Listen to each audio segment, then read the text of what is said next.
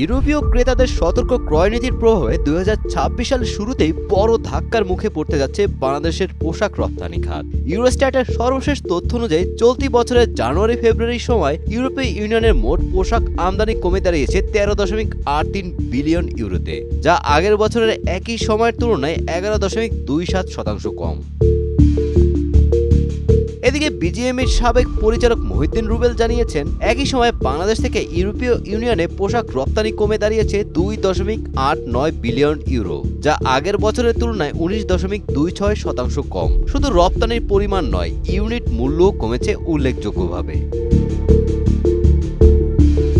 পরিসংখ্যান অনুযায়ী ইউরোপীয় ইউনিয়ন বাজারে আমদানির পরিমাণ কমেছে 6.23% এবং গড় ইউনিট মূল্য কমেছে 5.38%। অর্থাৎ ইউরোপের ক্রেতারা শুধু কম পোশাক কিনছেন না, বরং কম দামেও কিনছেন।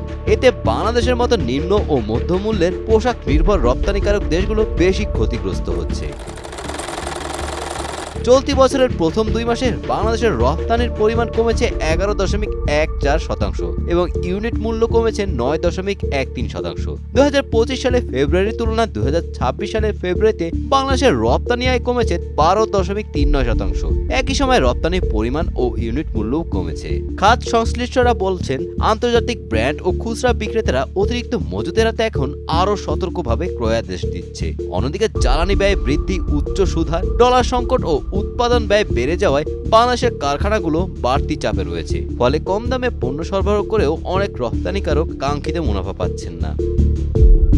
ইউরোপীয় ইউনিয়ন বাজারে চীন, তুরস্ক, ভিয়েতনাম, ভারত ও পাকিস্তানও নেতিবাচক প্রবৃদ্ধির মুখে রয়েছে। তবে ভিয়েতনাম তুলনামূলকভাবে উচ্চ মূল্যের পণ্যের দিকে ঝুঁকে ইউনিট মূল্য বাড়াতে সক্ষম হয়েছে।